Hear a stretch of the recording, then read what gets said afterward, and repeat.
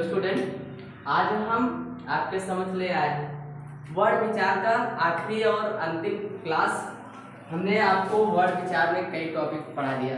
पहले तो बताया आपको स्वर, फिर बताया व्यंजन, उसके बाद बताया अल्पप्राण और महाप्राण। आज हम आपसे वर्ड विचार के आखिरी क्लास के बारे में बात करेंगे और आखिरी क्लास में हम लेके आए हैं आपके समझ सघोष, अघोष और पूरा बायोडाटा जो हमने पढ़ा है उसको एक सूक्ष्म तरीके से आपके समझ पेश करेंगे।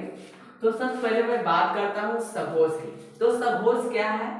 जिन स्वरों के उच्चारण में हमारी स्वर तंत्रिका कंपन करती है, मतलब जब हम ऐसे वर्डों का उच्चारण करते हैं तो हमारी जो स्वर तंत्रिका है उसमें कंपन होता है, ऐसे वर्ड हमारे सघोष वर्ड कहलाते हैं। ठीक है, तो कुछ वर्ड होते हैं जिसको हम जब पढ़ते हैं तो हमारी जो स्वर तंत्रिका है, कंठ है, उसमें क्या होता है, कंपन आता है, तो उसको बोलते हैं सघोष वर्ड। ठीक है, समझते हैं अघोष वर्ड किसको बोलते हैं? जिन स्वरों के उच्चारण में स्वर तंत्रिका कंपन नहीं करती, मतलब ऐसे वर्ड भी होते हैं जिसको हम बोलते हैं तो वो हमारी जो स्वर तंत्रिका होती है उसमें किसी प्रकार का कंपन नहीं होता है, वो हमारा कहलाता है अघोष वर्ड। ठीक है, तो अघोष वर्ड देखते हैं कौन सा अघोष वर्ड है और कौन सा सघोष वर्ड है। आप देख रहे होंगे कि हम पूरा आपके समझ पूरे व्यंजन को लिखे हुए हैं और मैं आपको बारी बारी से बताऊंगा कि कौन से वर्ड आपके सघोष हैं और कौन से वर्ड अघोष है। तो देखिए यहाँ पर मैंने ऑलरेडी नंबरिंग किया हुआ है। यहाँ पर लिखा है फर्स्ट रो, ये आपका पहला पंक्ति है, ये दूसरी पंक्ति है, ये तीसरी पंक्ति है, ये चौथी पंक्ति है और ये पांचवी पंक्ति है। 5 पंक्ति हमने बनाई है। ठीक है, तो सघोष वर्ण की बात करें तो हमने आपको बताया कि जिन वर्णों के उच्चारण में आपकी स्वर तंत्रिका कंपन करती है वो आपका सघोष वर्ण कहलाता है। तो सघोष वर्ण देखिए कौन कौन से है। आपकी तीसरी पंक्ति में कौन सा लेटर है? ग, ज, ड, द, ब। उसके बाद चौथी पंक्ति घ, झ, ढ, ध, ध और पांचवी पंक्ति में अंग, इय, अड़, न, म। तो आपको बताया मैंने तीसरी पंक्ति, चौथी पंक्ति, पांचवी पंक्ति, तीसरी पंक्ति, चौथी पंक्ति, पांचवी पंक्ति के साथ में आपका जो अंतस्थ व्यंजन है य, र, ल, व, या र, ल, व के साथ में आपका जो हा लेटर है, हा अक्षर है, वह भी आपका क्या होता है? सघोष होता है। तो हम सघोष की बात करें तो तीसरी पंक्ति और चौथी पंक्ति और पांचवी पंक्ति के साथ में आपका या, र, ल, व, हा, ये सभी आपके क्या होते हैं? सघोष वर्ण होते हैं। अब देखते हैं अघोष वर्ण क्या होते हैं। पहले अघोष वर्ण हमने आपको बताया कि जिन वर्णों के उच्चारण में आपकी स्वर तंत्रिका कंपन नहीं करती है वो आपका कहलाता है अघोष वर्ण। तो देखिए अघोष वर्ण आपका पहली पंक्ति में क, च, ट, त, प, दूसरी पंक्ति ख, छ, थ, थ, फ। मतलब ये सारे अक्षर जहां भी आएंगे, पहली पंक्ति, दूसरी पंक्ति और इसके साथ में आपका तालव्य सा, मूर्धा सा और दंत सा, ये तीनों सा और पहली पंक्ति, दूसरी पंक्ति मिलकर के आपका अघोष वर्ण होते हैं। ठीक है, तो आइए हम बात करते हैं। हमने आपको बता दिया सघोष, अघोष, अल्पप्राण, महाप्राण।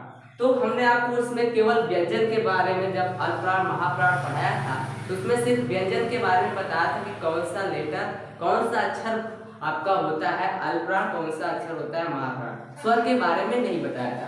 आज हम आपको बता देते हैं एक ही क्लास में, मतलब इसी में आपको कौन से स्वर होते हैं, जो सघोष अघोष होते हैं, सब कुछ क्लियर कर देते हैं। तो हमने लिखा है कि सभी स्वर, जितने भी स्वर होते हैं, स्वर कितने होते हैं? 11। तुरंत स्वर आना चाहिए। आपसे पूछा जाए स्वर कितने होता है तो आपको उत्तर तुरंत मुख से निकलना चाहिए। 11 होता है। तो सभी स्वर का मतलब 11 स्वर आ से लेकर के औ तक वो क्या होते हैं? सभी स्वर सघोष और अल्पप्राण होते हैं। जितने भी स्वर होते हैं वह सभी सघोष और अल्पप्राण होते हैं। ठीक, आइए हम बात करते हैं। हमने आपको बताया कि आज हमारा वर्ड विचार का आखिरी क्लास है तो हम आपको बताएंगे, पूरा सारांश ऐड करके बताएंगे कि हमने आपको बताया था स्टार्टिंग क्लास में कि आपका जो टोटल वर्ड होता है, कुल अक्षर होता है 52 होता है, जिसमें से आपको बताया था, स्वर बताया था 11 होता है, और वो कहाँ से कहाँ तक होता है, आ से लेकर के औ तक होता है, ये भी बताया था।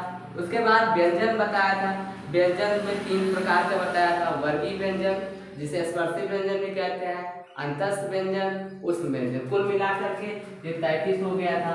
25 आपका हो गया था ये आपका वर्गीय व्यंजन, 4 हो गया था अंतस्थ व्यंजन, 4 हो गया था उष्म व्यंजन। तो इस तरीके से टोटल कुल हो गया 33। ठीक है। संयुक्त व्यंजन हमने आपको 4 बताया था। वो कौन कौन सा बताया था? छत्र बताया था, त्रंग बताया था, ज्ञा बताया था और स्रा बताया था। ठीक है। उच्छिष्ट व्यंजन हमने आपको 2 बताया था। कौन कौन से बताया था? ड बताया था और धा बताया था। हमने आपको एक चीज नहीं बताया था, अयोगवाह। अयोगवाह क्या होता है? अयोगवाह ऐसे अक्षर होते हैं जो स्वरों की सहायता से, स्वरों और व्यंजनों की सहायता से बोले जाते हैं, लेकिन ये दोनों ना तो स्वर होते हैं और ना ही व्यंजन होते हैं। मतलब अयोगवाह आपके 2 ऐसे अक्षर भी हैं जो ना ही स्वर की कैटेगरी में आते हैं और ना ही व्यंजन की कैटेगरी में आते हैं। तो अयोगवाह 2 अक्षर होते हैं। कौन कौन से होते हैं? एक होता है अन होता है और दूसरा होता है आह। ठीक है। अन को हम लोग बोलते हैं अनुस्वार, अन को बोलते हैं अनुस्वार, और आहा को बोलते हैं विसर्ग, आहा को बोलते हैं विसर्ग। ठीक है। तो आपको बताया गया कि अयोगवाह जो होते हैं वो 2 होते हैं। कौन कौन से होते हैं? अन और आहा होते हैं। अन आपका अनुस्वार है, आहा आपका विसर्ग है। ठीक है। और दोनों मिलकर के आपका अयोगवाह बनता है। और अयोगवाह क्या होता है? ये ना तो स्वर होते हैं और ना ही व्यंजन होते हैं। ठीक है।